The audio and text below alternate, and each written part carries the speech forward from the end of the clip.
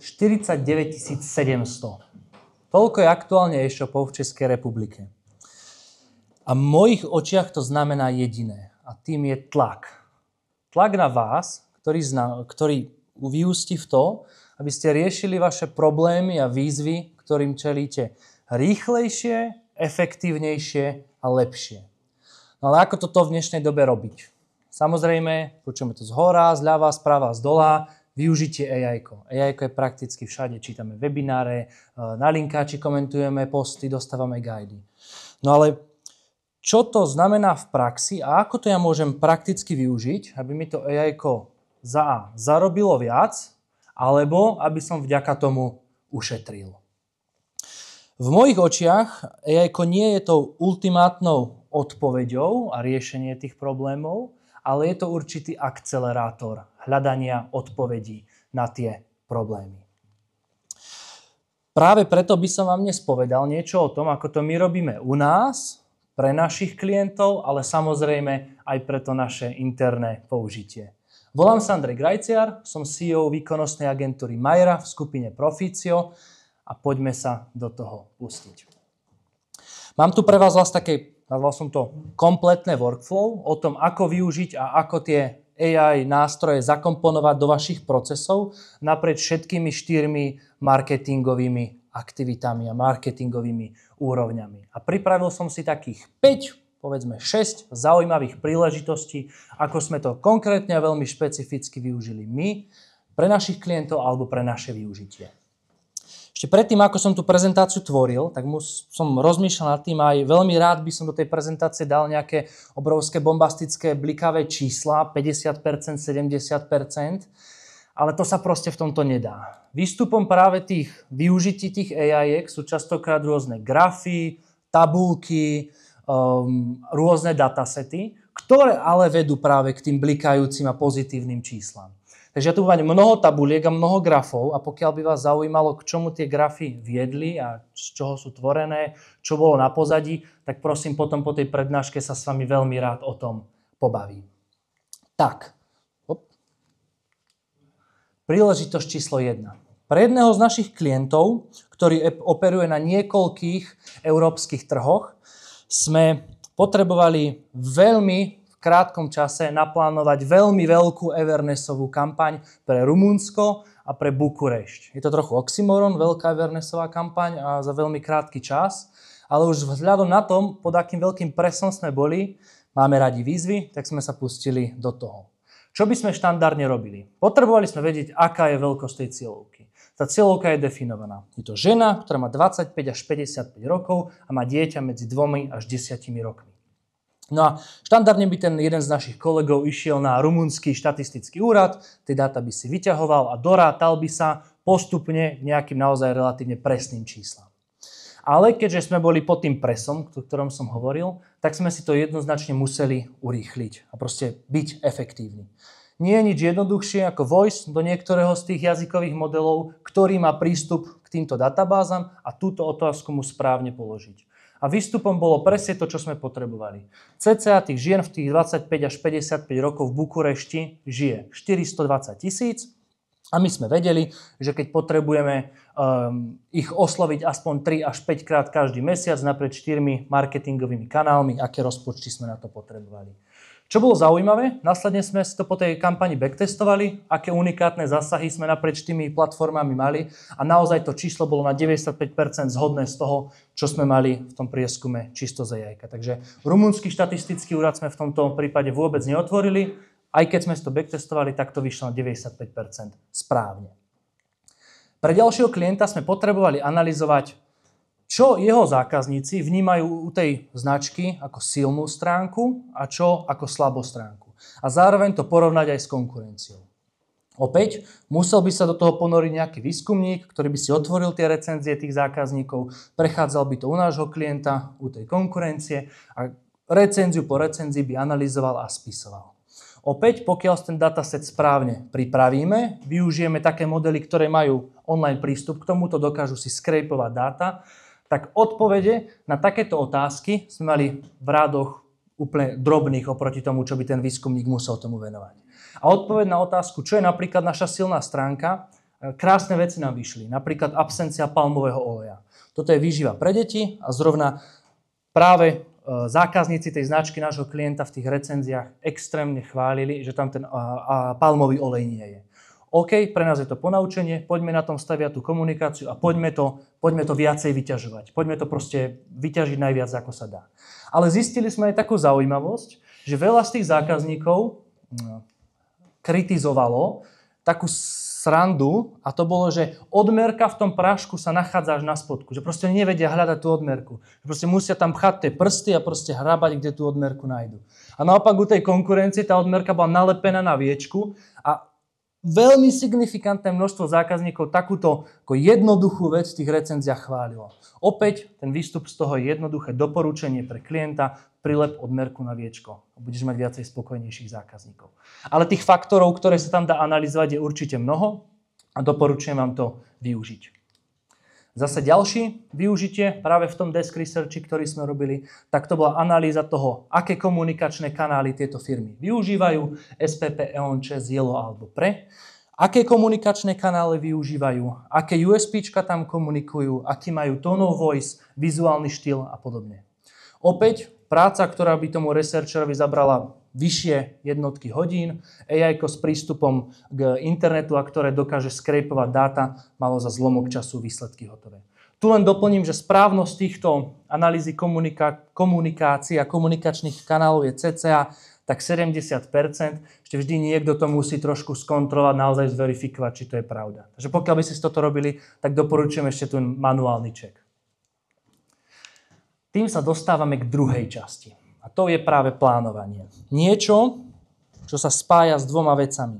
A tým je MMM-ko a predikcie časových rád. Niečo, čo bolo za mňa doteraz len výsadou veľkých technických tímov a niečo, čo bolo spojené s veľkými finančnými investíciami. Potom, ako Google releaseol ich model Meridian, tak vec MMM, výsada tých technických a finančne zdatných tímov, sa stala neskutočne otvorenou. To, čo už tam dokážeme vďaka tomu Meridianu od Google robiť, sú úžasné výsledky, opäť za zlomok času. Je to marketing mix modeling, predpokladám, že všetci z vás poznáte a vďaka tomu dokážeme mať odpovede na otázky. Mám nejaký mediálny rozpočet, ako ho mám rozložiť, aby som nezarobil 335 miliónov za mesiac, ale aby som zarobil o 10% viacej. Ako by mal ten optimálny rozpočet vyzerať? Všetci to poznáme, veľa z našich klientov sa toho bálo, práve kvôli tej finančnej a technickej náročnosti, ale teraz je to tak otvorené a tak dostupné, ako nikdy predtým. A tie výstupy sú opäť za zlomok toho, čo to bolo doteraz.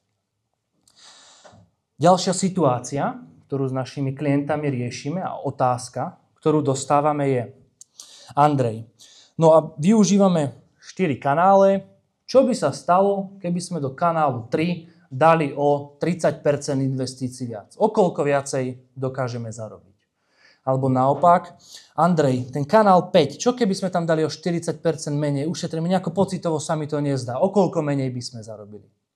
Dá sa to samozrejme experimentálne testovať alebo predikovať. To je to, čo doteraz opäť nebolo úplne technicky a finančne dostupné, ale zase je to po veľkom update od Google, po sprístupnení ich nástrojov, Vertex, a tam sú časové modely časových rád Arima a AutoML.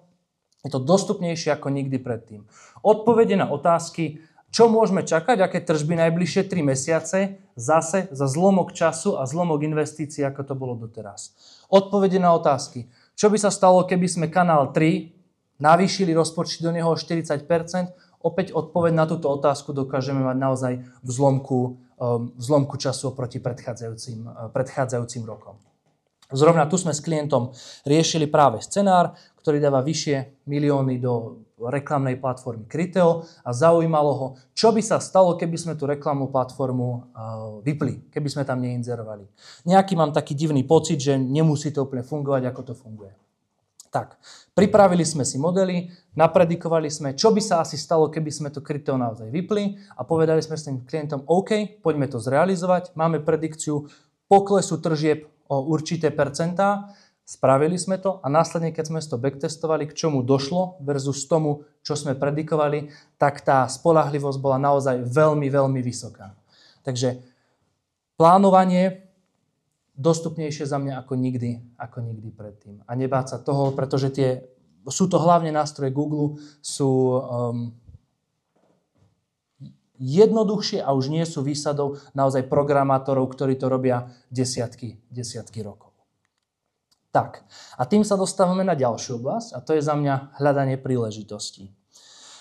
Toto prišiel za nami klient s tým, že darí sa nám, rastieme medziročne presne tak, ako by sme chceli, návratnosť investícií máme presne takú, ako by sme chceli, všetko je úžasné, zaliaté slnkom, ale Andrej, nedalo by sa ešte viac? Nie je tam niekde nejaké koliečko, ktoré by sme ešte trošku vedeli vytočiť a získať z toho ešte o pár jednotiek percent bodov viac? Pozrite sa nám na tie výkonnostné kampane, či tam niečo nevidíte. Tak, my sme sa na to pozreli, pripravili sme si tie datasety a vlastne išiel klienta, ktorý je naozaj obrovským hráčom v tom svojom segmente a začali sme mu analyzovať výkonnostné kampane, vyhľadávania v shoppingu. To boli datasety o miliónoch riadkov a ak by to mal niekto spracovávať, tak podľa mňa to je pre brigádníka na 2 mesiace robota. Takže vlastne tieto datasety sme prehnali jazykovými modelmi a zistili sme,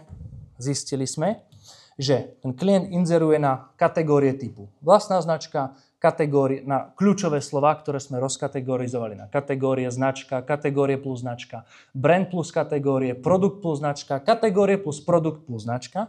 A zistili sme tam veľmi zaujímavý pattern, že práve tie kampane, ktoré idú na produkt plus značka, to znamená boty Nike, sú veľmi v tých jeho kampaniach podhodnotené. To znamená, že majú veľmi nízke investície, ale veľmi vysoký konverzný pomer, veľmi dobrú návratnosť, ale ten impression share, to znamená, koľkatým užívateľom v tom vyhľadávaní sa zobrazujú, bol extrémne malinký. Takže prakticky opäť za zlomok času sme tomu klientovi dokázali ukázať veľmi rýchly quick win, čo sa s tými kampaňami dá spraviť, aby okamžite dokázal zarábať viac. Takto sme mu vedeli identifikovať aj niekoľko, povedzme, kľúčových slov. Práve tieto majú nízky impression share, zobrazujete sa 12 užívateľom zo 100, ale je to veľmi vysoko konverzné kľúčové slovo, veľmi vysoko konverzné produkty a majú veľmi dobrú návratnosť. Opäť práca pre brigádníka na 2 mesiace, ale pokiaľ viete používať a pokiaľ ste familiárni s jazykovými modelmi, tak to máte za zlomok času. No, a my, ako som vravel, sme výkonnostná agentúra. Robíme kampane. To je to, čo nás baví, to, čo mu rozumieme a chceme, aby nám tie kampane na konci dňa zarábali prach. Teda nie nám, ale našim klientom, aby zarábali peniaze. A tie kampane môžu zarábať len vtedy na výstupe v tej rovnice, pokiaľ do tej rovnice sú dobré vstupy. Kampaň bez dobrých vstupov nikdy nebude fungovať. No a u nás sú to také 3 časté využitia. Potrebujeme, aby sme tam mali správne produktové feedy, aby inzerovali správne produkty v najlepšej kondícii, ako tie produkty môžu byť. Aby sme tam mali kvalitné statické grafické podklady a aby sme tam mali vhodné videá. No a čo to znamená? Jedno z tých využití je práve nástroj FeedGen, ktorý veľmi, veľmi používame. Je to opäť nástroj od Google a umožňuje nám 2 veci. Klienti, ktorí majú obrovské množstvo produktov v tom svojom portfóliu, častokrát majú tie feedy od dodávateľov nie v úplne ideálnom stave, nazvime. Chýbajú tam materiál, veľkosti, popisky. A oni niekedy nám povedia, no tak my zamestnáme toho brigádnika, vysokoškoláka, nech nám to tam manuálne doplňa. A zrovna toto, ako som vravel, nemôžem tu na tie veľké čísla, musím tu mať tabulky, tak toto je presne tabulka klienta, ktorý predáva pneumatiky v Nemecku. Vlastne v tom feede nemal prakticky nič. Tam bolo iba, že pneumatika. No a keby to mal niekto manuálne upravovať a prechádzať 200 000 pneumatik a doplňovať to, tak opäť si myslím, že si pichne vidličku do kolena, že proste to není zvládnutelné. Ale pokiaľ využijete FeedGen, tak dokážete vlastne z produktových fotografií, ktoré v tom feede boli, sme vyťahli hĺbku dizajnu, či ide o zimnú pneumatiku, celoročnú pneumatiku, letnú pneumatiku, aká je značka, pretože tá značka bola na tom obrázku tej pneumatiky vyritá, takže odtiaľ sme si vedeli vyťahnuť značku a vlastne tie kampane boli totálne, vďaka tomu mohli fungovať veľmi dobre. Takže miesto toho, že tam máme pneumatika Michelin, tak sme tam mali krásny produktový názov a zobrazovali sme sa správne tým užívateľom, ktorí hľadali či už letné, celoročné, zimné s určitým dizajnom. Opäť zlomok času a zlomok investícií, ktorý bol na to treba. A potom je tu druhý case, a to je, ktorý je spojený práve s týmto Fidgenom. Máme veľké množstvo klientov, ktoré sú mimo Českej republiky, ktorí sú v zahraničí, ale nemajú tam lokálne týmy. Nemajú tam nikoho natívne hovoriaceho, ktorý by im to kontroloval. No a opäť, nie je nič jednoduchšie, ako tie feedy práve prehnať týmto nástrojom a preložiť do toho natívneho jazyka, doplniť tam tie parametre, doplniť tam tie vstupné dáta, ktoré potrebujeme, aby tie kampani na konci dňa poriadne zarábali. Takže veľmi užitočná vec a šetrí nám veľké množstvo času. Tým sa dostávam bodu 2 v tých kampaniách. Ako som povedal, bez dobrých podkladov nemôžu fungovať. Nemôžeme očakávať dobré výsledky. Za mňa to, čo najviac v dnešnej dobe používame, tak to je jazykový model na generovanie obrázkov Nanobanana a to je absolútny unikát v tom, čo tu doteraz bolo. Doteraz tie modely, ktoré generovali statické grafické podklady, boli veľmi nekonzistentné v tom, aby držali brand manuál, aby držali farby, aby mali správne tiene, aby správne pracovali s tými logami. Ale opäť je to nástroj od Google. Nanobanana, najnovších jazykový model, je to najlepšie, čo aktuálne podľa mňa na tom trhu je. Dokáže to dodržiavať loga, farby, brand manuál, dokáže to krásne vygenerovať ľudí, ktorí sú naozaj už realistický a to je aktuálne jeden z našich najhlavnejších modelov, ktorý používame na generovanie obrázkov do kampaní. A tým to nekončí, pretože statika, texty, produktové feedy to je jedna vec a ďalšou vecou sú videá. To, že videá sú dôležité, asi opakovať na takejto udalosti nemusím, ale aj ešte občas v tomto roku sa stretávame s nejakými bariérami. My nemáme hercov do toho videa. My nevieme ako na to video. My sa bojíme, že to bude stať obrovské peniaze. No ale pokiaľ ide o video, ktoré nechceme dávať do televízie, ale ide o na tie naozaj výkonnostné formáty, na tie zvažovacie formáty, sú to krátke 15-sekundové spoty, či už na sociálnych sieťach alebo na YouTube, tak v dnešnej dobe ako bariéra toho, aby to niekto mal alebo nemal, je naozaj nízka. Ja by som vám ukázal nejaké ukážky od našich klientov, čo sme generovali a všetko je to prakticky from scratch. Nic sme k tomu nedostali, je to úplne od nuly vygenerované. A to bude hlasné. Rollback, to jsou granule na míru, z čerstvého masa, bez chemie a s vlastní fotkou na pytli. Vaši mazlíčci rollback milují.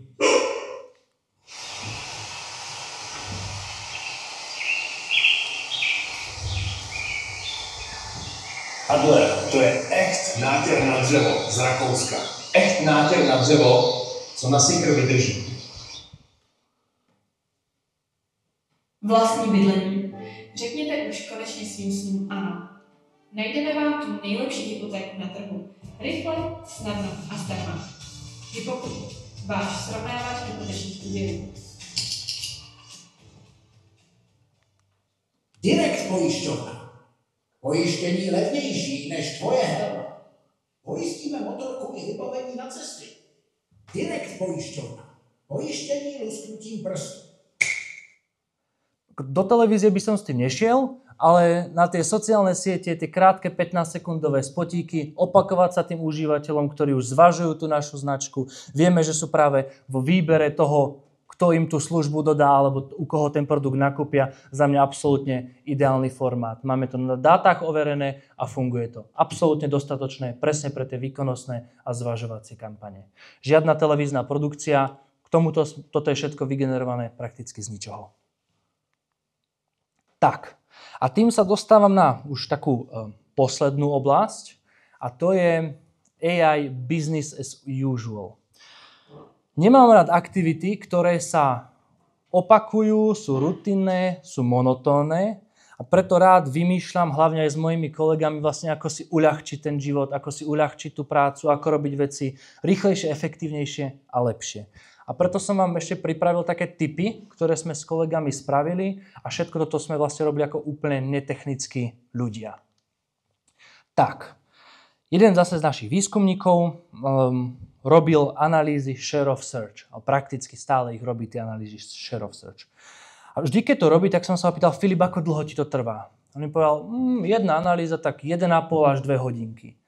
Som s otvorenými očami na neho pozeral, veď to je, prídem do nástroju, vložím tam dataset, vyexportujem to do Google Sheetu, pretransformujem, spravím grafy, hotovo. No áno, a toto mi zabere 2 hodiny. A to za mňa v roku tom, ktorom sme 2025, to proste nedáva zmysel. Toto, aby niekto robil takúto aktivitu 2 hodiny. Takže spravili sme si s kolegami taký AI hackathon, 3 sme sa stretli v nedeľu ráno, dali sme si dobrý badge a pustili sme sa do práce, že proste toto na konci dňa sa nemôže robiť ručne. To musím mať nástroj, kde to celé vybúcham, on mi to spracuje, on mi tie grafy vytvorí a vytvorí mi aj tabuľku, keby som si ju chcel editovať.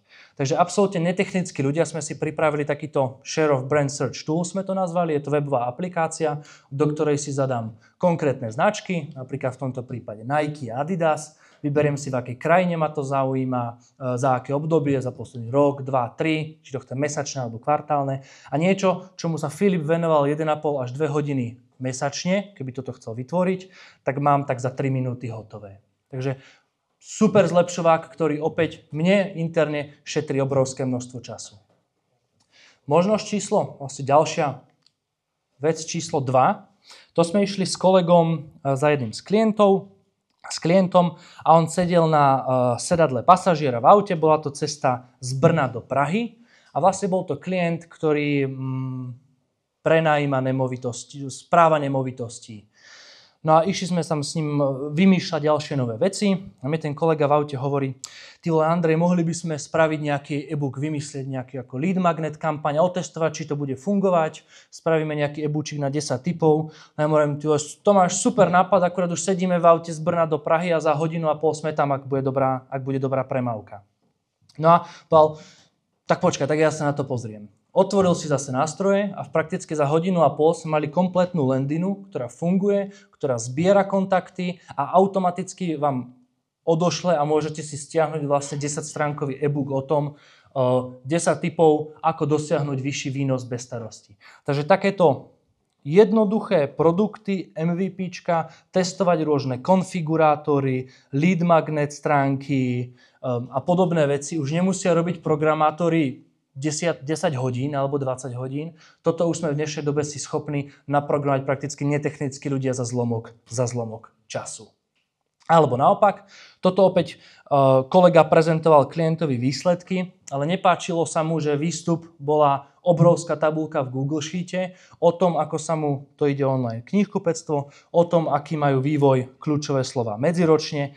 Takže povedal, dataset dal do AI-ka a AI mu spravil veľmi jednoduchú webovú stránku, ktorá je interaktívna, na týždeň bola live, čiže ten klient si to mohol preklikať a prakticky z Google Sheet tabulky, ktorá mala 200,000 buniek, sa spravila interaktívna webová stránka, cca trvalo nám tak 45 minút maximálne aj s úpravou toho datasetu. Takže to sú prakticky posledné tipy odo mňa a ak máte nejaké dotazy k tomu, ako som hovoril, tým tabulkám, číslam, niečo by vás zaujímalo, veľmi rád vám odpoviem. Či už teraz, alebo potom počas networkingu. Ďakujem.